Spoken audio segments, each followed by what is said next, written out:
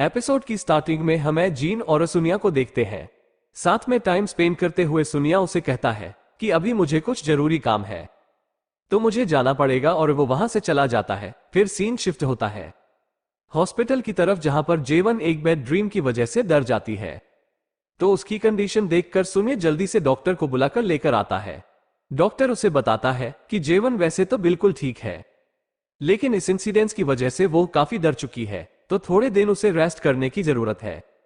सोनिया कहता है कि ठीक है। फिर सोनिया जेवन को कहता है कि तुम ठीक तो हो ना। जेवन कहते हैं कि हाँ मैं बिल्कुल ठीक हूं। सोनिया कहता है वैसे तुम्हारे साथ हुआ क्या था? जेवन कहती है कि बस मैं थोड़े नशे में थी और पैर स्लीप होने की वजह से मैं गिर गई, और तभी सोनिया के पास किसी का मैसेज आता है और उसे रिप्लाई करने लगता है। तो ये देखकर जेवन सोचने लगते हैं कि आखिर ये किससे बात कर रहा है। फिर सीन शिफ्ट होता है और हम यंजन के पापा को देखते हैं, जो कि देब्री कंपनी जाकर यूजीन से मिलता है और उसे वहां पर डिजाइन बनाते हुए देखकर कहता है कि आखिर तुम यहां पर ये सब कुछ क्या कर रही हो? मुझे तो ऐसा लगता है कि तुम्हें अब्रॉड में स्टडी करवाकर मैंने सिर्फ अपना पैसा वेस्ट किया और उसके बाद तुम यहां पर ये सब कुछ कर रही हो। तो यूजीन कहते हैं कि आप क्या चाहते हो कि आपका नाम यूज करके मैं कोई एग्जीबिशन करूं? लेकिन मैं ऐसा बिल्कुल भी नहीं करूंगी, क्योंकि यहां पर जो भी मेरे पास है वो मेरी एबिलिटी की वजह से है। तो उसका पापा कहता है कि क्या तुम इतने में ही खुश हो कि यहां पर तुम्हें लोबो उसने किया है, जो कि तुम्हारी 20 साल से फ्रेंड है? ये बोलकर वहां से चला जाता है।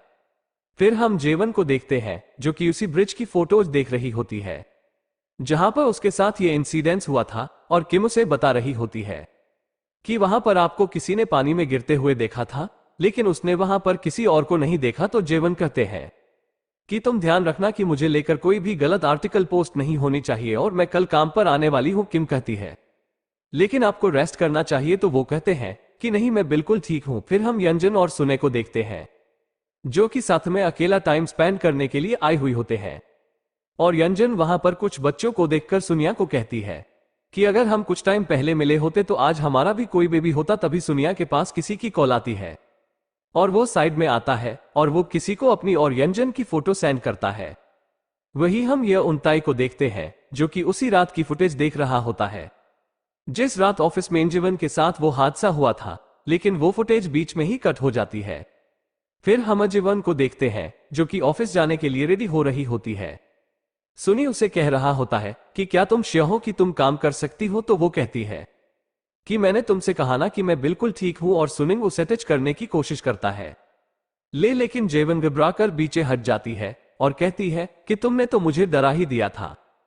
फिर जेवन ऑफिस आकर अपने काम में लग जाती है और एम्प्लॉयज उसे देखकर कह रही होते हैं कि हमें तो लगा ही नहीं था कि जेवन आज काम पर आ जाएगी, और हमने तो ये भी सुना था कि अपनी शादी वाले दिन भी वो काम कर रही थी और जीवन यहां तक पहुंच पाई है तो वो सिर्फ अपने हार्ड वर्क की वजह से ही है। और वही अंताय भी जेवन को देख रहा होता है, लेकिन जीवन उसे देखकर इग्नोर कर देती है। और तभी जीवन के पास यूजीन आती है और कहती है कि तुम मेरा फोन पिक क्यों नहीं कर रही थी? तुम्हें पता भी है कि मैं तुम्हें लेकर कितना परेशान थी। लेकिन जेवन उसे पीछे हटा देती है और कहते हैं कि क्या तुम्हें मुझसे कोई बात करनी है? तो वो कहते हैं कि नहीं, बस मैं तो तुम्हें लेकर परेशान हो रही थी। और उससे पूछती है कि आखिर तुम्हारे साथ ये हुआ कैसे? जेवन कहती है कि क्या तुमने आर्टिकल्स रीड की है?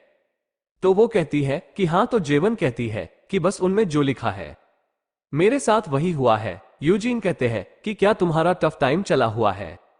जेवन कहते हैं कि हाँ, बस यही समझ लो, अभी मैं अकेला रहना चाहती हूँ। यंजन कहते कि कोई बात नहीं, अगर तुम्हें मेरी जरूरत हुई तो मुझे कॉल कर लेना। ये बोलकर वहां से चली जा आती है। फिर किम जेवन के पास जाती है, उसे सूप की बोतल देते हुए कहती है कि आपके पापा ने आपके लिए भिजवाई है। और ये देखकर जेवन को तजुनन की कई हुई बातें याद आने लगती है।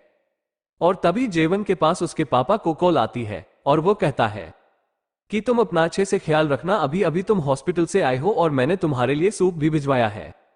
क्या तुम्हें वो मिल गया है? जेवन कहती है कि हाँ, आपको ये करने की क्या जरूरत थी? वैसे इसके लिए थैंक यू। उसका पापा कहता है कि कोई बात नहीं, लेकिन जबन कलकटने के बाद उस सूप को गिरा देती है, क्योंकि कहीं ना कहीं जेवन को भी शक होने लगता है कि कहीं उसकी मॉम की डेथ का रीजन उसका स्टेप फादर ही ना हो। फिर जेवन बाहर जा रही होती है तो उसे रास्ते में न्यूलन ताई मिलता है। यताई कहता है कि तुम ठीक तो हो ना? जेवन कहती है कि मैं बिल्कुल ठीक हूं। यताई कहता है मुझे नहीं पता कि आखिर तुम्हें मुझे लेकर ऐसी क्या मिसअंडरस्टैंडिंग हुई है जो कि तुम ऐसा बिहेव कर रही हो। एटलीस्ट मुझे एक्सप्लेन करने का चांस तो दो। जवन कहती है कि मैं तुम्हारी एक्सप्लेनेशन नहीं सुनना चाहती हूं। तय कहता है फिर आखिर तुम क्या चाहती हो। जवन कहती है तब तक वेट करो जब तक मैं अपने सज नहीं ले लेती। तो यंता कहता है आखिर तुम मुझे किस बेसिस पर जज कर रही हो, तुम मेरे बारे में जानती कितना हो। यह बोलकर यंता वहां से चला जाता है। उसके बाद जीवन ताइजून से मिलती है और ताइजून पहले वायलेंट क्राइम यूनिट में होता है, लेकिन उसके ऊपर रिश्वतखोरी का इल्जाम लग गया था तो वो अपनी जॉब से रिजाइन दे देता है। जमनू से कहती है कि मैं अपनी मोम के केस को लेकर सारी डिटेल्स चाहती हूं और साथ ही वो उसे यताई के बारे में भी पता करने के लिए कहती है।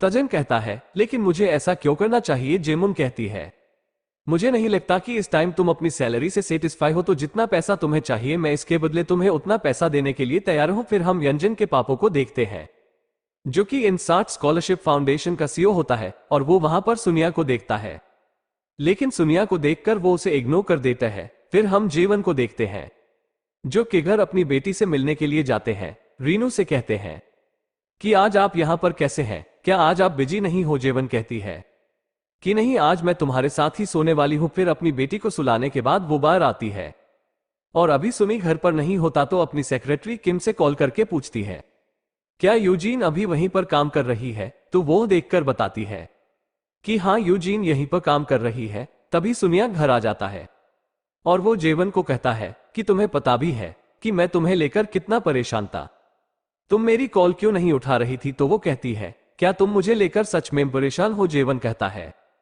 कि हाँ बिल्कुल, मैं तुम्हारा हस्बैंड हूं, मैं तुम्हें लेकर परेशान नहीं होऊंगा तो फिर कौन होएगा। ये सुनकर जेवन को बहुत ही ज्यादा गुस्सा आता है और वो गुस्से में कहती है कि अगर तुम मुझे लेकर इतने ही परेशान हो तो तुमने मेरे साथ ऐसा क्यों किया। सुनिया कहता है कि तुम किस बारे में बात कर रही हो। जीवन कहती है मुझे तुम्हारी जिम से पता चला है कि तुमने 3 महीने पहले ही जिम छोड़ दिया, तुमने मुझे इसके बारे में बताया ही नहीं। सोनिया कहता है कि हाँ, मैंने उस जिम को छोड़ दिया है, लेकिन उसके बाद मैंने अपने फ्रेंड का जिम ज्वाइन किया हुआ है क्योंकि उसने मुझे ऐसा करने के लिए कहा था। जेवन कहती है मैंने देखा था कि तुम्हारे फोन पर एक अननोन नंबर से मैसेज आया था कि तुम कहां पर हो और तुमने रिप्लाई भी किया था कि मैं बस आ ही रहा हूं, लेकिन उसके बाद तुमने वो डिलीट भी कर दिया। सोनिया कहता है कि हाँ, वो मेरे फ्रेंड का मैसेज था और मैंने उसका रिप्लाई स्मार्ट वॉच से किया था, लेकिन अभी मैं स्मार्ट वॉच का इतना यूज टू नहीं हूं तो मुझसे गलती से वो डिलीट हो गया। मुझे नहीं पता कि आखिर तुम मेरे बारे में क्या सोची जा रही हो। फिर जवन उससे उसके बड़े भाई के बारे में पूछ दिया और साथ ही हमें सोनी अंक और उसके बड़े भाई की बचपन की झलक दिखाई देती है,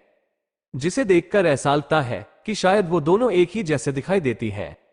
तो जेपन वहां से जाने लगती है तो सोनिक उसे हाँ करता है और कहता है कि आखिर तुम्हें क्या हो गया, अगर तुम परेशान हो तो तुम्हें मुझसे बात करनी चाहिए। तो जीवन कहती है कि नहीं, मैं बिल्कुल ठीक हूं। फिर जेवन फर्नीचर डिजाइन करने के काम में लग जाती है और साथ ही वो किम की बातों के बारे में सोच रही होती है, जो कि हमें दिखाई जाती है कि उसने किम से यताई के उस रात की इंफॉर्मेशन निकाली होती है जिस रात जवन के साथ वो हादसा हुआ था। तो किम ने उसे बताया था कि उस रात यता है क्लब में था और बहुत से एम्प्लॉयज ने उसे वहां पर देखा भी था। उसके बाद जेवन अपने एक फ्रेंड से मिलती है और वो जेवन से पूछती है कि आखिर तुम्हारे साथ चल क्या रहा है, क्या तुम्हें ऐसा लगता है कि उनता ये सब कुछ कर रहा है। तो कहती है कि मुझे नहीं लगता कि वो ऐसा कर रहा है, क्योंकि वो तो कोरिया में 4 साल पहले ही आया था और मुझे तो कोई 7 साल पहले से स्टॉक कर रहा है। तो ऐसा तो नहीं हो सकता कि उनताए अमेरिका से ही मुझे स्टॉक करा, क्योंकि उस टाइम तो वो मुझे जानता भी नहीं था। तो उसकी फ्रेंड कहती है कि ऐसा नहीं है कि तुमने पहली बार किसी के ऊपर भरोसा किया है, तुमने जिसके ऊपर भी भरोसा किया है हमेशा उसने तुम्हें धोखा ही दिया है। उसके बाद जेवन अपार्टमेंट आ जाते हैं और साथ ही वो अपने एक बचपन के सीन को याद कर रही होती है, जहां पर एक लेडी जेवन को उठाकर पानी के अंदर जा रही होती है और रियलिटी में जेवन कह रही होती है कि आखिर ये सब कुछ मेरे साथ ही क्यों हो रहा है। मुझे तो लगा था कि अब मैं बहुत खुश हूं, लेकिन ऐसा कुछ भी नहीं है। फिर सुबह होती है, जेवन देखती है कि उसके पास किम के मैसेज आए हुए होते हैं कि आज तो आपकी मीटिंग थी। ये देखकर जेवन ऑफिस जाती है, लेकिन उसे पता चलता है कि वो मीटिंग के लिए लेट हो गई है। तो किम उसे बताती है कि यूनताई ने मीटिंग को काफी अच्छी तरह से डल कर लिया है। फिर जेवन वहां से जा रही होती है और यंता है वह उसी एलिवेटर में आ जाता है और वो जेवन को कहता है कि तुम्हें मुझे लेकर जो मिसअंडरस्टैंडिंग्स थी क्या वो क्लियर हो चुकी है। तो जेवन कहती है कि क्या सच में वो तुम नहीं हो जो कि मुझे स्टॉक कर रही हो। ये सुनकर ही उनत को गुस्सा आता है और कहता है कि क्या क्या तुम मेरे ऊपर शक कर रही हो कि क्या ये सब कुछ मैं कर रहा हूं। तब उसे फोटो दिखाता है और कहता है कि जिस रात ऑफिस में तुम्हारे साथ यह हादसा हुआ था उस दिन तो मैं अपने गर्लफ्रेंड रखल के साथ डेट पर गया हुआ था। और वो उसे सारी चीजें अच्छे से एक्सप्लेन करने लगता है। तो जवन कहती है कि अच्छा अच्छा ठीक है, मुझे माफ कर दो कि मैंने तुम्हारे ऊपर शक किया। फिर यह उनता है जेवन को अपने एक स्टोर में लेकर जाता है जहां पर और फ्री टाइम में वो अपना ही फर्नीचर डिजाइन करता है। ये देखकर जेवन कहती है कि क्या तुम एग्जीबिशन करने की सोच रहे हो। यंता है कहता है कि हाँ शायद मैं ऐसा कर भी सकता हूं। और फिर वो दोनों वहां पर साथ में फर्नीचर डिजाइन करते हैं। फिर जेवन घर जाती है और वो देखते हैं कि सोनिया रिन को कहीं घुमाने लेकर जा रहा होता है और ये देखकर जेवन काफी खुश होती है। फिर जेवन ऑफिस के लिए निकल पड़ती है और तभी रास्ते में उसे उसके पापा की कॉल सारी होती है, लेकिन वो अपने पापा की कॉल कट कर देती है। और तभी वो रास्ते में देखते हैं कि उसका पापा रास्ते में खड़ा होता है और साथ ही बारिश हो रही होती है। उसके पास अम्ब्रेला भी नहीं होता। ये देखकर जेवन अपने पापा के पास अम्ब्रेला लेकर जाते हैं और कहते हैं कि आप यहां पर क्या कर रहे हो। तो उसका पापा कहता है कि मैं तो तुम्हारे लिए खाना बनाकर लेकर आया था। तो जेवन अपने पापा को साथ में गाड़ी में बिठाते हैं और कहते हैं कि आपको ये सब करने की क्या जरूरत है, देखो बाहर कितनी बारिश लगी हुई है, अगर आप बीमार हो जाते तो उसका पापा कहता है तो तुम मेरा ख्याल रखने के लिए हो ना। तभी वो अपने एक फ्लैशबैक सीन को याद करती है जहां पर जेवन का पापा उसे साइकियाट्रिस्ट के पास लेकर जाया करता था और उस डॉक्टर का नाम हंग चोल होता है। और जेवन डॉक्टर को कह रही होती है कि आखिर मुझे मेडिसिन कब तक खानी पड़ेगी। डॉक्टर कहता है कि तब तक जब तक तुम रिकवर नहीं हो जाती। तो जेवन कहती है लेकिन मैं तो बिल्कुल ठीक हूं ना, मुझे तो कोई चोट भी नहीं लगी है। तो डॉक्टर कहता है तुम अपनी स्टडी के ऊपर ध्यान दो और अपनी फैमिली के बारे में सोचो, उसके बाद तुम बिल्कुल ठीक हो जाओगी। फिर सेम प्रेजेंट में शिफ्ट होता है और हम तजन को देखते हैं जिसने की युताई की कुछ इंफॉर्मेशन निकलवाई होती है। फिर हम जीवन को ऑफिस में देखते हैं और वो सुनियम को मैसेज करके कहती है कि क्या तुम फ्री हो, आज शाम को मैं तुम्हारे साथ डिनर करना चाहती हूं। और तभी उसके पास तजन का कॉल आता है और कहता है कि मैंने यन ताए की इंफॉर्मेशन निकलवाई है। तो वो कहती है लेकिन अब मुझे इसकी जरूरत नहीं है क्योंकि मुझे सब कुछ क्लियर हो गया है। और वो कहती है कि तुम्हें यही इंफॉर्मेशन मिली है, ना कि उनताई जब 6 साल का था तो अमेरिकन कपल ने उसे अडॉप्ट कर लिया था और वो 4 साल पहले ही कोरिया वापस आया। तो ताए जन कहता है कि हाँ लेकिन ऐसा नहीं है कि वो 4 साल पहले ही फर्स्ट टाइम कोरिया आया था। इनफैक्ट वो 7 साल पहले भी कोरिया आया था। यह सुनकर जेवन काफी चौंक जाती है और यंता को लेकर उसकी मिसअंडरस्टैंडिंग अभी क्लियर हुई थी कि फिर से उसकी शक की सुइयां यताई की तरफ घूमने लगती है। और तभी वो उस मोमेंट को याद करते हैं जब वो यताई से पहली बार मिली थी। वो उसके काम से काफी इंप्रेस हुई थी और उसे पूछ रही होती है कि क्या तुम अभी कोरिया वापस आए हो। तो यंता कहता है कि हाँ, और जब मैं 6 साल का था तभी मेरे पेरेंट्स की डेथ हो गई थी और एक अमेरिकन कपल ने मुझे अडॉप्ट कर लिया था। और यह सब याद करने के बाद जेवन सोचने लगती है कि आखिर ये सब कुछ चल क्या जा रहा है। तभी जेवन के पास घर से उसकी मेड का कॉल आता है और वो कहती है कि आज मुझे घर जल्दी जाना है। इसके बारे में मैं सुनिंग सर को बताना चाहती थी लेकिन वो घर पर ही नहीं है और ना ही उनकी कॉल लग रही है। जेवन कहती है कि कोई बात नहीं। वहीं जेवन अपनी बेटी को लेने के लिए प्ले स्कूल जाती है लेकिन उसे पता चलता है कि रिन वहां पर नहीं होती। तो वो रिन को देखने के लिए घर जाती है तो वो देखती है कि वहां पर ना ही रिन होती है और ना ही उसका हस्बैंड। फिर वो बाहर अपनी बेटी को ढूंढने लगती है और वो अपने नेबर से पूछती है कि क्या आपने मेरी बेटी और मेरे हस्बैंड को देखा है। तो नेबर कहता है कि हाँ, मैंने उन दोनों को साथ में देखा था, वो काफी खुश थे। लेकिन तुम्हारे हस्बैंड के साथ एक और लेडी थी, मैंने उसे पहले यहां पर नहीं देखा है और देखने से ऐसा लग रहा था कि वो लेडी और तुम्हारा हस्बैंड एक दूसरे के काफी क्लोज है। फिर जेवन अपनी सेक्रेटरी किम से कॉल करके पूछती है कि देखो क्या यूजन वहीं पर काम कर रही है। तो किम उसे देखकर बताती है कि नहीं, यूजन यहां पर नहीं है। और वो यून जिन और अपने हस्बैंड को देखने के लिए यंजन के अपार्टमेंट के बाहर आ जाते हैं और वो जोर जोर से दरवाजा खटखटाने लगते हैं लेकिन कोई भी दरवाजा नहीं खोलता। और जेवन बाहर से जोर जोर से चिल्ला रही होती है कि मुझे पता है कि तुम दोनों यहीं पर हो लेकिन तुम दरवाजा क्यों नहीं खोल रही हो। फिर जेवन घर जाती है और वो देखती है कि उसकी बेटी घर आ चुकी होती है और वो वहां पर अपने हस्बैंड को भी देखते हैं, लेकिन उसे देखकर वो उसे इग्नोर करके वहां से जाने लगती है। तो सुनी इन रूम में आकर जेवन को कहता है कि आखिर तुम्हें हो क्या गया है, मैं तुम्हें लेकर इतना परेशान था, तुम्हें पता भी है कि मैंने तुम्हें कितनी कॉल की है, लेकिन तू मेरा कॉल क्यों नहीं उठा रही थी। तो जेवन कहती है, अगर मैं तुम्हारा कॉल नहीं उठा रही थी तो मेरी जगह पर तुम्हें अपनी गर्लफ्रेंड को कॉल कर लेनी चाहिए थी। यह सुनकर सोनिया कहता है कि आखिर तुम ये कैसी बातें कर रही हो, मुझे कुछ भी समझ नहीं आ रहा है। जेमैन कहती है कि ऐसे फेसेस मत बनाओ जैसे कि तुम्हें कुछ पता ही नहीं है। सोनिया कहता है, मुझे कुछ भी नहीं पता कि आखिर तुम क्या कह रही हो। ये सुनकर जेवन गुस्से में अपनी गाड़ी लेकर वहां से निकल जाती है, और तभी रास्ते में जेवन के पास उसकी क्लासमेट का कॉल आता है और वो कहता है कि आखिर तुम कहां पर हो, क्या तुम भूल गई आज हम डिनर पार्टी करने वाले थे, क्या उन जीआई ने तुम्हें इसके बारे में बताया नहीं। जेमोन कहती है कि क्या यन वहां पर है, तो वो कहता है कि हाँ। फिर जेवन भी पार्टी में जाते हैं और वहां पर यंजन को देखते हैं और वो काफी ड्रिंक कर लेती है और उनके क्लासमेट्स उनसे उनके काम के बारे में पूछने लगते हैं। जीवन कहते हैं कि काम के बारे में तो हम हमेशा ही बात करते हैं, और वो यंजन को कहते हैं कि तुम अपने एक सिंसे के बारे में बताओ कि तुम्हारा ब्रेकअप क्यों हुआ था और अब वो क्या कर रहा है। वैसे मुझे पता चला है कि वो बिजनेसमैन है। यंजन कहते हैं कि तुम उसके बारे में क्यों पूछ रही हो। जेवन कहती है, मुझे ये भी पता चला है कि उसकी जल्दी ही शादी होने वाली है।